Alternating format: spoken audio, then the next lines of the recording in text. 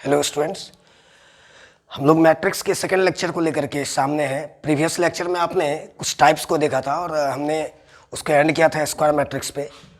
और मुझे उम्मीद है कि आपने एक अच्छा सा नोट्स प्रिपेयर किया होगा अभी तक के मैट्रिक्स के लेक्चर को, क्योंकि आगे के कॉन्सेप्ट करने के बाद फिर आप ढेर सारे क्वेश्चंस को आप अप्रोच कर सकते हो। तो आज के लेक्चर को आप देखिए, उसके बाद फिर चैप्टर में और भी क्वेश्चंस बनेंगे। मैंने प्रीवियस लेक्चर यहाँ पे छोड़ा था स्क्वायर मैट्रिक्स। किसी भी मैट्रिक्स को आप स्क्वायर तब बोलोगे जब उसमें रो और कॉलम का नंबर सेम होगा। ये मैंने प्रीवियस क्लास में इसको डिस्कस कर दिया था, यानी m is equals to n। अब इसी में कुछ एग्जांपल्स है, जैसे मैंने यहाँ पे एक मैट्रिक्स लिया 2x2 ऑर्डर का। तो आप देख रहे हो इसके अंदर में 4 एलिमेंट हैं, 2 रो और 2 कॉलम है, a11, a12, a21, a22। कुछ चीज़ें और इसके अंदर में डिस्कस करें, क्योंकि अब रेस्ट जितना भी टाइप हम लोग का बचा हुआ है ना, प्रीवियस क्लास में हमने लगभग 5 टाइप को देखा था, तो सारा कुछ कहीं ना कहीं ये स्क्वायर मैट्रिक्स पे डिपेंड करता है। तो इसको थोड़ा डिटेल्स में जानना पड़ेगा हमें। सेकंड मैट्रिक्स हमारा बी है 3x3 ऑर्डर का। अब मैंने प्रीवियस क्लास में एक टर्म बताया था कि आप एलिमेंट को आप स्मॉल aij या bij से रिप्रेजेंट कर सकते हो। वो चीज़ आपको दिख रहा होगा। जब मैंने यहाँ पे मैट्रिक्स को ए लिया तो इसका एलिमेंट a11, a12 मतलब स्मॉल ए से रिप्रेजेंट कर रहे हैं। जब हमने बी लिया तो यहाँ पे स्मॉल बी से रिप्रेजेंट कर रहे हैं। तो कहीं ना कहीं कॉरस्पॉन्डिंग स्मॉल लेटर हम लोग इसमें यूज़ कर सकते हैं। दूसरी बात, कुछ टर्म जो मैंने यहाँ देखा है, यहाँ पे मैंने एक बात किया है diagonal of square matrix. Normally अगर डायगोनल का अगर आप बात करेंगे ना, ये एक ज्योमेट्रिकल टर्म है। स्क्वायर के अंदर में 2 डायगोनल होता है, हमें पता है। एक डायगोनल आपका लेफ्ट साइड के टॉप से राइट साइड के बॉटम तक आएगा, जिसको हम लोग मेन डायगोनल बोलते हैं। दूसरा सेकेंडरी डायगोनल है। तो स्क्वायर मैट्रिक्स के अंदर में सिर्फ एक ही डायगोनल का बात होता है, और हम लोग उसको मेन डायगोनल, प्रिंसिपल डायगोनल या लीडिंग डायगोनल के नाम से जानते हैं। तो मैंने इस स्क्वायर मैट्रिक्स को 3 टर्म में ब्रेक कर दिया है। डायगोनल, डायगोनल के एबव, डायगोनल के बिलो। आपको सारा कुछ फिगर में दिख रहा होगा आपको। दूसरी बात, मैंने इसको और भी थोड़ा सा डिस्कस किया है। जब आप किसी भी स्क्वायर मैट्रिक्स में डायगोनल एलिमेंट का बात करोगे ना, तो आई और जे का न्यूमेरिकल फिगर सेम होना चाहिए। जैसे b11, b22, b33, आई और जे यहाँ पे सेम है। दूसरी बात, जब आप एबव द डायगोनल जाओगे तो हमेशा आई का वैल्यू जे से कम होगा। जब आप बिलो द डायगोनल आओगे तो आई का वैल्यू हमेशा जे से ज़्यादा होगा। सब कुछ न्यूमेरिकल दिख रहा होगा आपको इसके अंदर। इसके बाद मैंने स्क्वायर मैट्रिक्स में एक टर्म का और बात किया है, trace of square matrix. Actual में ट्रेस स्क्वायर मैट्रिक्स में डायगोनल एलिमेंट का सम होता है। किसी भी स्क्वायर मैट्रिक्स में अगर डायगोनल एलिमेंट का आप सम निकालो तो उसे स्क्वायर मैट्रिक्स का ट्रेस बोलते हैं उसको हम लोग, यानी सिग्मा ए आई आई। अब आप यहाँ बोलोगे आई और जे का मतलब यहाँ पे हम लोग जानते हैं न्यूमेरिकली दोनों सेम होगा, तो जे को हम लोग आई से रिप्लेस कर सकते हैं। सामने की एग्जाम्पल भी है। एक मैट्रिक्स ए दे दिया और इसके ट्रेस को निकालना है, ट्रेस ऑफ ए, तो उसको 2 + 5 7 कर देंगे। रेस्ट जो टाइप है हमारा ना, अब ये इसके ऊपर डिपेंड करेगा। स्क्वायर मैट्रिक्स का ही ब्रांच है वो।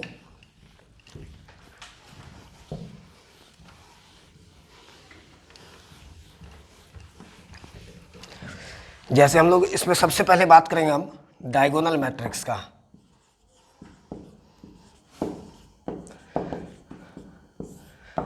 द स्क्वायर मैट्रिक्स वैसा स्क्वायर मैट्रिक्स जिसका डायगोनल एलिमेंट छोड़ के रेस्ट 0 होगा। The diagonal square matrix whose all the elements are 0, whose all the elements are 0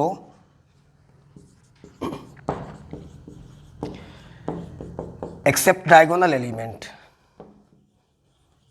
मतलब डायगोनल एलिमेंट को अगर आप छोड़ दो तो रेस्ट 0 होना चाहिए। उसमें कुछ स्पेशल टर्म है, जैसे हम जानेंगे कि डायगोनल के अंदर भी 0 हो सकता है, बशर्ते एटलीस्ट एक एलिमेंट को कम से कम नॉन जीरो रखना पड़ेगा हमें। तो चलिए मैं इसको थोड़ा आगे डिस्कस कर दूं, जैसे एक एग्जांपल के थ्रू जान जाओगे आसानी से। बहुत आसान चीज़ें हैं। अगर आप थ्योरी अगर आप एक बार पढ़ जाते हैं या बातों को सही से सुन जाते हैं तो सारा कॉन्सेप्ट आपके दिमाग पे होगा।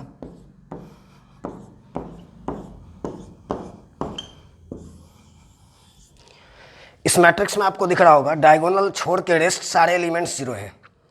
डायगोनल में 2 3 4 आपको दिख रहा होगा। अब यहाँ से क्वेश्चन अराइज आपके दिमाग में आना चाहिए कि डायगोनल में भी जीरो हो सकता है, बशर्ते एटलीस्ट एक एलिमेंट को नॉन जीरो रखना पड़ेगा। जैसे अगर मैं 3 को 0 से रिप्लेस कर दूँ, 4 को 0 से रिप्लेस कर दूँ, इस 2 को ऐसे ही न्यूमेरिकली छोड़ दूँ, फिर डायगोनल मैट्रिक्स हो सकता है। दूसरी बात, इसको आप एक स्पेशल रिप्रेजेंटेशन भी है इसका, इसको चाहे तो हम लोग इस तरीके से भी लिख सकते हैं, डायगोनल 2 3 4, है ना। या फिर यहाँ से आपको बैक इधर आना पड़ेगा। अगर आप बाहर में डायगोनल टर्म मेंशन नहीं करोगे फिर तो ये रो मैट्रिक्स हो जाएगा। ये चीज़ों को ध्यान रखना हमें। या फिर एक अनदर एग्जांपल है,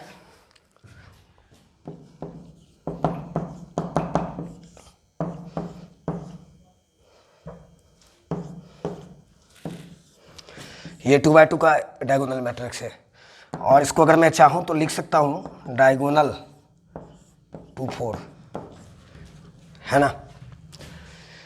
इसी का एक स्पेशल ब्रांच है, स्क्वायर का ही एक स्पेशल ब्रांच है स्केलर मैट्रिक्स। जब इसी डायगोनल मैट्रिक्स में डायगोनल का एलिमेंट अगर सेम हो जाए ना, जैसे यहाँ पे 2 और 4 है, अगर यहाँ 4 और 4 हो जाए, 3 3 हो जाए, 5 5 हो जाए, या फिर 3 बाय 3 में अगर 2 2 2 हो जाए, तो आप उसको स्केलर मैट्रिक्स बोलोगे। तो इसका डेफिनेशन कुछ इस तरह से आएगा, द डायगोनल मैट्रिक्स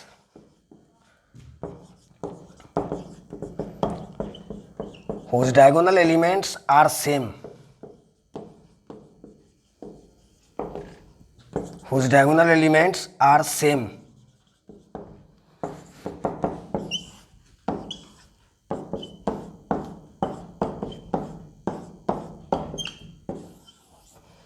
है ना। न्यूमेरिकली आप डायगोनल एलिमेंट को सेम दिख रहे होंगे, बस के जीरो नहीं होना चाहिए क्योंकि अगर सारा एलिमेंट अगर जीरो हो गया फिर तो हम लोग इसको जीरो मैट्रिक्स बोलेंगे। ऐसे कुछ स्पेशल टाइप से है। अब जैसे स्क्वायर मैट्रिक्स का ही एक ब्रांच हम लोग अभी जानेंगे जो काफ़ी स्पेशल है। चूँकि आप रियल नंबर में जिस तरीके से आप 1 को लेते हो ना, मैट्रिक्स के अलजेब्रा में आइडेंटिटी मैट्रिक्स को लेना पड़ेगा। आइडेंटिटी मैट्रिक्स, यूनिट मैट्रिक्स, यूँ बोलो कि वो स्केलर का ही एक स्पेशल ब्रांच है। जब इसी डायगोनल में अगर ऑलवेज 1 1 1 हो जाए ना, इसको हम लोग यूनिट मैट्रिक्स या आइडेंटिटी मैट्रिक्स के नाम से जानेंगे।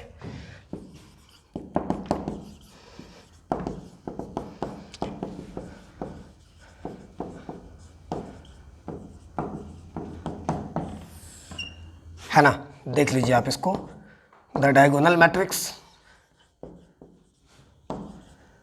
वैसा diagonal matrix whose diagonal elements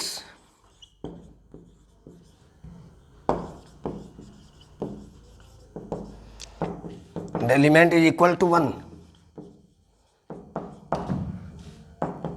और जो एक स्पेशल चीज़ है, आप इसको रिप्रेजेंट करोगे ना, इसका एक स्पेशल रिप्रेजेंटेशन है। जैसे हम लोग जनरल मैट्रिक्स को ए से रिप्रेजेंट करें, बी से रिप्रेजेंट करें, सी से रिप्रेजेंट करें, लेकिन जब आप यूनिट मैट्रिक्स का बात करोगे तो इसका एक स्पेशल रिप्रेजेंटेशन है। आप इसको डिनोट इस तरीके से कर सकते हैं,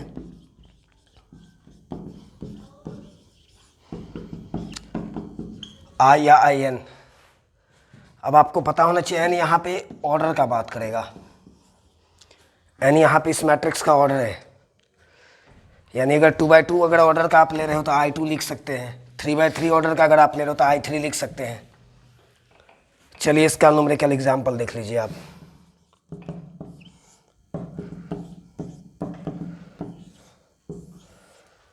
है ना,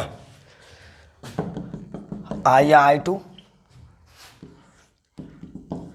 वैसा डायगोनल मैट्रिक्स जिसके डायगोनल में 1 1 1 होगा हमेशा,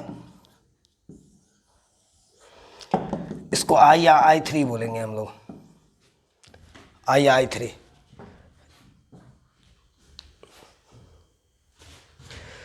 नेक्स्ट है हमारा ट्रायंगुलर मैट्रिक्स, और आई थिंक आगे फिर इसके अलजेब्रा को जानने के बाद कुछ और टाइप को हम लोग जानेंगे, बट इसके इंट्रोडक्शन में जो हम लोग को टाइप पढ़ना था ना, उसका अंतिम सेक्शन है।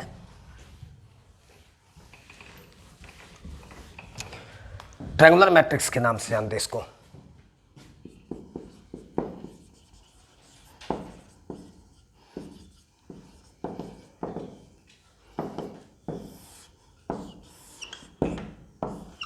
दो ब्रांच है इसका, लोअर ट्रायंगुलर मैट्रिक्स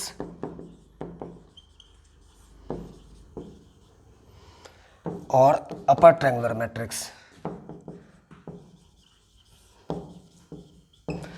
ये भी स्क्वायर मैट्रिक्स का एक ब्रांच है। आप इजीली इन चीज़ों को समझ जाएंगे। लोअर ट्रायंगुलर मैट्रिक्स इसको बोलेंगे जिस स्क्वायर मैट्रिक्स में डायगोनल के ऊपर का सारा एलिमेंट 0 होगा।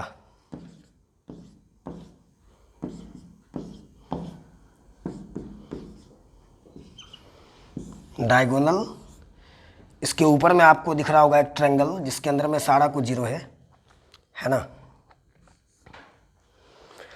इसी में अगर आप अपर ट्रायंगुलर का बात कर रहे हो तो आप इजीली आपके दिमाग में आ जाएगा कि जब डायगोनल के ऊपर का सारा एलिमेंट 0 होगा तो लोअर ट्रायंगुलर मैट्रिक्स, जब डायगोनल के नीचे सारा कुछ 0 हो गया तो अपर ट्रायंगुलर मैट्रिक्स।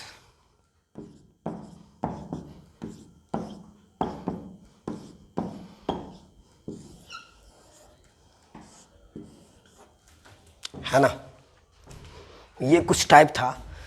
इस इंट्रोडक्शन के बाद हम लोग इसके अलजेब्रा की तरफ जा सकते हैं कि मैट्रिक्स को हम लोग कैसे ऐड करें, कैसे सब्सट्रैक्ट करें, उसके लिए क्या कंडीशंस होनी चाहिए, मैट्रिक्स इक्वल कब होगा, मैट्रिक्स का मल्टीप्लिकेशन कैसे करना है। ये इंट्रोडक्शन था। मैट्रिक्स क्या है आपने जाना बेसिक चीज़ों में, उसके कुछ टाइप्स को जाना है, उसके एलिमेंट को, उसके ऑर्डर को। तो नेक्स्ट जो हमारा सेक्शन है ना,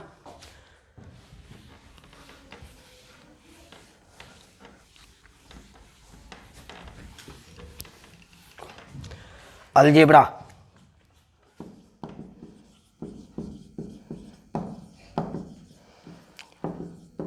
ऑफ मैट्रिसेज। मैट्रिसेज मैट्रिक्स का प्लूरल टर्म है, पता होना चाहिए हमें। अब जैसे अगर मैं अलजेब्रा में अगर सबसे पहले बात करूं ना मैट्रिक्स की इक्वलिटी का, इक्वलिटी ऑफ मैट्रिसेज, मतलब दो मैट्रिक्स इक्वल कब होगा। दो चीज़ों को ध्यान में रखना है। दो मैट्रिक्स इक्वल तब होगा, सबसे पहला तो उसका ऑर्डर सेम होना चाहिए और दूसरा उसका कॉरस्पॉन्डिंग एलिमेंट सेम होना चाहिए। कॉरस्पॉन्डिंग एलिमेंट, ये टर्म काफ़ी स्पेशल है, क्वेश्चन के थ्रू हम लोग क्लियर करेंगे इसको। जैसे अगर आप इसको ऐसे बोलोगे, two matrices are set to be equal, are set to be equal if, पहला है, दूसरा कंडीशन है ऑर्डर्स आर सेम, दूसरा कॉरस्पॉन्डिंग एलिमेंट्स आर सेम।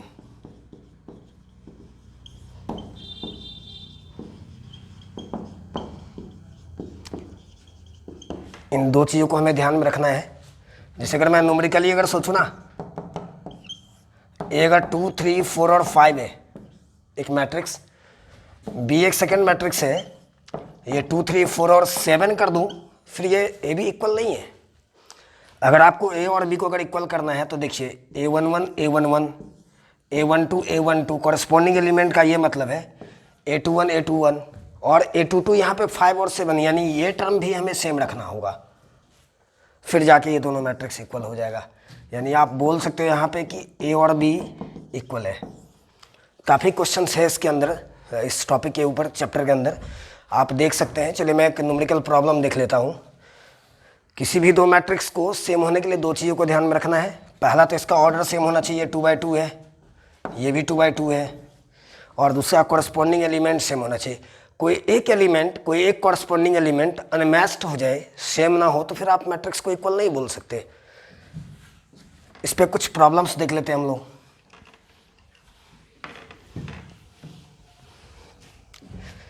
एक क्वेश्चन है यहां से, फाइंड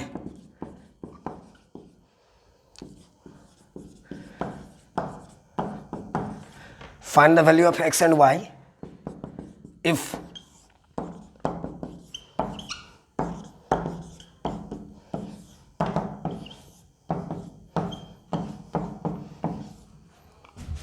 है ना।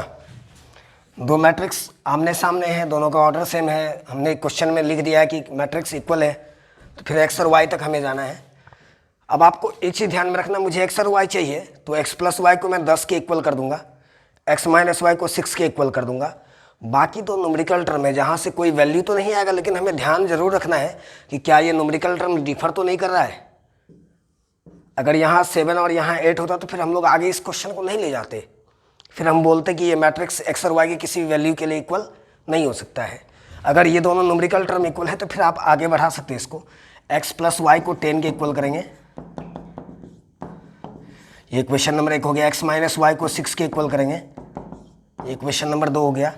10th में आपने इस तरह के कई इक्वेशंस को तोड़ा है, दोनों को आप ऐड कर दोगे, यहाँ से ये 2x इज इक्वल्स टू 16 बन जाएगा। देयरफॉर x का वैल्यू 8 आ जाएगा, x 8 डाल देना किसी भी इक्वेशन में, y का रिजल्ट 2 आ जाएगा। इसी में अब कभी कभी इस तरह का भी प्रॉब्लम आता है, ऐसे डाल देगा,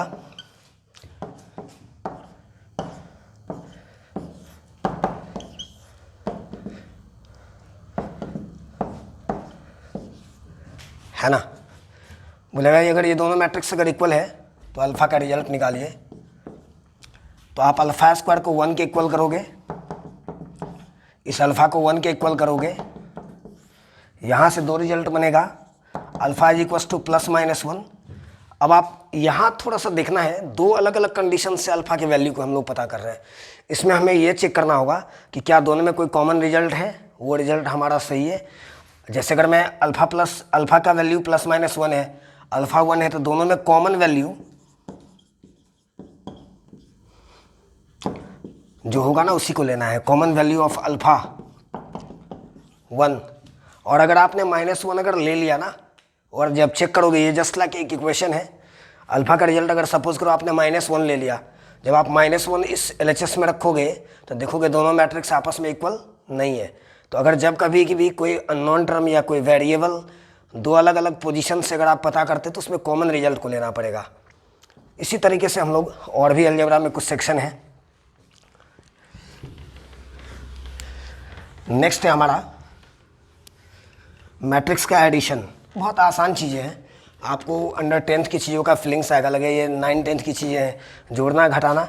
लेकिन जैसे जैसे छोटे छोटे बातों को जान के हम लोग बड़े क्वेश्चंस की तरफ जा सकते हैं। काफ़ी बड़ा क्वेश्चन, इवन IIT एडवांस का क्वेश्चन यहाँ से लग जाता है। तो आप उस क्वेश्चन तक अप्रोच करने के आपको शुरुआत से छोटे छोटे टॉपिक को ध्यान में रखना पड़ेगा।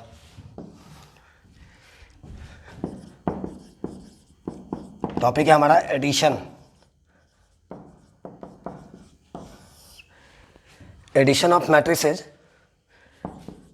सपोज करिए आप एक कोई मैट्रिक्स है जिसका एलिमेंट AIJ है, ऑर्डर इसका m/n। B एक मैट्रिक्स है, इसका एलिमेंट है BIJ, इसका भी ऑर्डर m/n है ना। पहला टर्म तो आपको ये देखना है कि जब कभी भी मैट्रिक्स को अगर आप ऐड करोगे या उसका डिफरेंस निकालोगे, सब्सट्रैक्ट करोगे, तो ऑर्डर सेम होना ज़रूरी है। अगर ऑर्डर सेम है तो फिर आप आगे बढ़ा सकते इस मैट्रिक्स को। यानी अगर आप A प्लस B के लिए जाओगे ना, तो एक मैट्रिक्स बनेगा, उसका भी ऑर्डर m/n होगा प्रीवियस मैट्रिक्स के इक्वल, और इसका एलिमेंट कॉरस्पॉन्डिंग एलिमेंट को जोड़ेंगे हम लोग, ऐड करेंगे, यानी AIJ प्लस BIJ।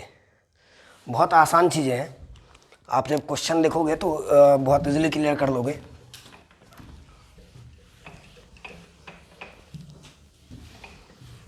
जैसे यहाँ से क्वेश्चन है, A is equals to 2 3 4 0, B is equals to 3 0 4 5। जब आप इसको ऐड करोगे ना, A प्लस B का अगर बात करोगे, तो 2 के साथ 3 को ऐड करना है, corresponding element 2 plus 3, 3 plus 0, 4 plus 4, 0 plus 5। इस तरीके से जाना पड़ेगा। उसी तरीके से अगर हम लोग डिफरेंस का अगर बात कर लें, जैसे आपने एडिशन का बात किया है, उसी तरीके से अगर आप डिफरेंस ऑफ मैट्रिसेस का बात करोगे, है ना, वहाँ भी ऑर्डर सेम होना चाहिए। इसी में जो कॉरस्पॉन्डिंग एलिमेंट को हमें माइनस करना होगा, सब्सट्रैक्ट करना पड़ेगा। तो जिस तरीके से आपने एडिशन को देखा ना, उसी तरीके से डिफरेंस ऑफ मैट्रिसेस भी सेम आता है। तो काफ़ी क्वेश्चन है चैप्टर के अंदर। इसी में हम लोग जो नेक्स्ट सेक्शन एक बात करेंगे ना,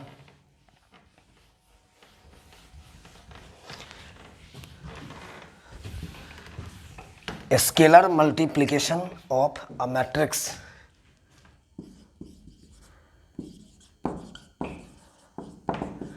scalar multiplication of A matrix. पहले जानिए इस टर्म को। अगर मैं लेट कर लूँ A be the matrix, A be any matrix, and k be any constant, then k into a। अब एक चीज़ ध्यान में रखना आपको, यहाँ पे a कैपिटल है और मुझे पता है मैट्रिक्स को हमेशा हम लोग कैपिटल लेटर से रिप्रेजेंट करते हैं, ये कैपिटल होना भी चाहिए। और यहाँ पे अगर आप k का बात करोगे ये स्मॉल है, यानी कोई बाहरी रियल नंबर है। जब आप इस मैट्रिक्स को इस k से मल्टीप्लाई करोगे तो इसको हम लोग scalar multiplication of matrix a बोलेंगे। सामने मैंने लिखा है k इंटू ए, यानी इस तरीके से आ जाइए। अगर सपोज करिए a अगर ए आई जे है m बाई एन, अगर आप k का बात करोगे ना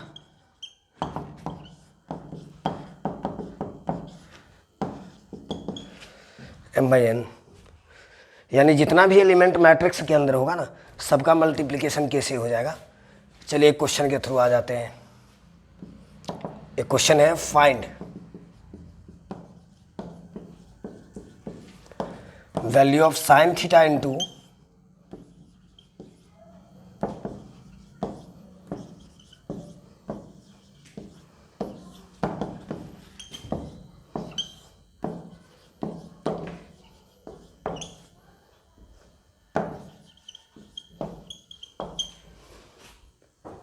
अब यहाँ पे आपको दो मैट्रिक्स दिख रहा होगा। एक मैट्रिक्स है 2x2 ऑर्डर का, यहाँ पे ऑर्डर से कोई मतलब नहीं है, बट ऐड करने के लिए दोनों का ऑर्डर सेम होना ज़रूरी है। इसको साइन थीटा से मल्टीप्लाई करना है, यानी साइन थीटा यहाँ पर एक स्केलर की तरह काम कर रहा है। तो जब आप इसको मल्टीप्लाई करोगे तो इन सारे एलिमेंट्स का साइन से मल्टीप्लाई होगा, यानी sine into sine, sine square theta, minus sine into cos, sine into cos, sine square theta. यहाँ पे जब आप मल्टीप्लाई करोगे तो ये cos square theta, cos theta into sine theta, minus cos theta into sine theta, cos square theta. हो गया, scalar multiplication का इतना काम था। अब दोनों को ऐड करना है तो कॉरस्पॉन्डिंग एलिमेंट ऐड होता है, यानी sine square plus cos square. आपको पता है ये ट्रिग्नोमेट्री का फेमस रिजल्ट है 1। साइन इंटू कॉस माइनस में, साइन इंटू कॉस प्लस में 0।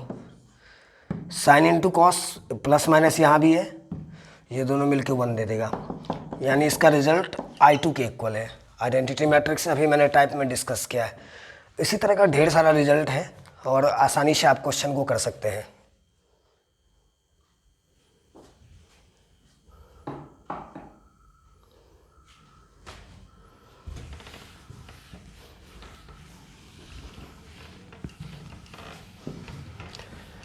अब जैसे ही हम लोग अलजेब्रा का किसी भी सेक्शन का, चाहे वो रियल नंबर का अलजेब्रा हो या फिर इंटीजर का अलजेब्रा हो या रेशनल नंबर का अलजेब्रा हो, अलजेब्रा के कुछ बेसिक्स नॉर्म है, रूल है, जिसका हम लोग हमेशा चर्चा करते हैं। यहाँ भी हमने मैट्रिक्स के अलजेब्रा का बात किया है। तो यहाँ से एक टर्म है प्रॉपर्टीज,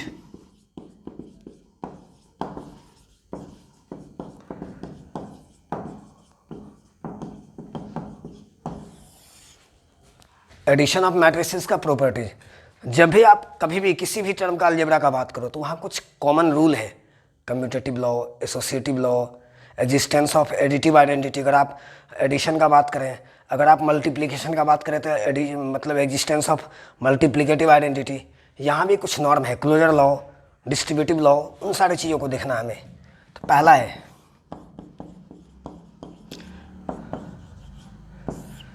दो मैट्रिक्स को जब आप ऐड करोगे तो हमेशा रिजल्ट भी मैट्रिक्स के अंदर ही होगा। क्लोजर लॉ इसी को बोलते हैं, यानी सम ऑफ टू मैट्रिसेस। अगर आप ए और बी कोई दो मैट्रिसेस है, इसको आप ऐड करोगे तो इसका रिजल्ट भी मैट्रिक्स में ही होगा। और जब दो मैट्रिसेस का सम अगर मैट्रिक्स ही हो गया, इट मीन्स ये क्लोजर लॉ को फॉलो कर रहा है। रूल्स नंबर सेकेंड है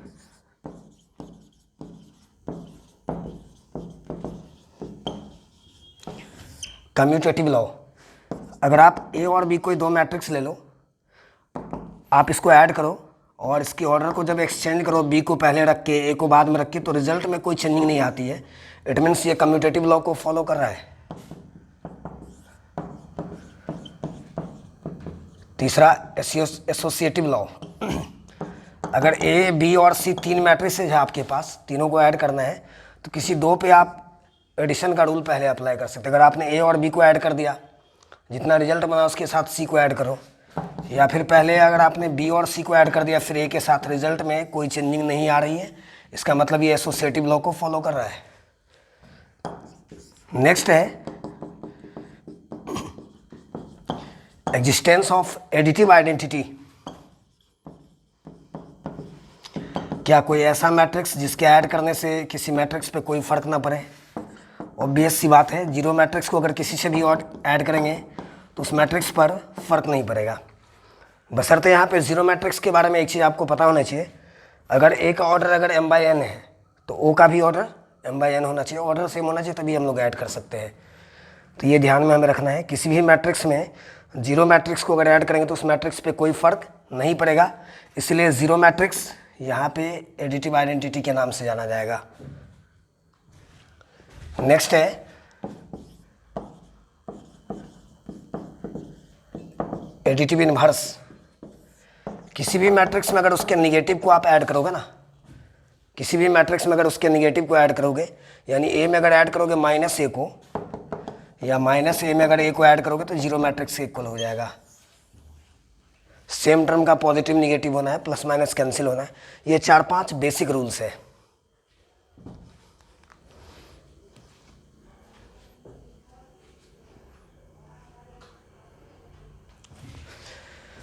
यहाँ हम लोग सेकेंड लेक्चर को एंड कर रहे हैं। नेक्स्ट लेक्चर में हम लोग और भी कुछ रूल्स है, और ख़ास के मैट्रिक्स में एक बड़ा इंटरेस्टिंग चीज़ आप पढ़ने वाले हैं, मैट्रिक्स का मल्टीप्लिकेशन। अगले क्लास में हम लोग और भी लेक्चर को देखेंगे। उम्मीद है आप इस एपेडेमिक में घर पे बैठ के सेल्फ स्टडी कर रहे होंगे, नोट्स को तैयार कर रहे होंगे, क्वेश्चन आपसे बन रहा होगा। क्योंकि अगर आप घर में रहेंगे, सेफ रहेंगे, तो आपका परिवार सेफ रहेगा। तो घर में बस बैठे रहिए, हमारी छोटी सी कोशिश जारी रहेगी रेगुलर में कुछ ना कुछ वीडियो डाल के आपके सामने, ताकि आपका पढ़ाई का जो कंटिन्यूटी हो वो ब्रेक नहीं होना चाहिए। और जब आप एक बार अगर गैप लगोगे तो फिर स्टडी में थोड़ा सा टाइम लेना होता है। तो यहाँ आप रेगुलर स्टडी करें। अभी 12 के टॉपिक को हम इस टॉपिक को फिनिश करेंगे, अलजेब्रा के दोनों सेक्शन को, फिर 11th पे भी आएंगे। तब तक के लिए थैंक यू।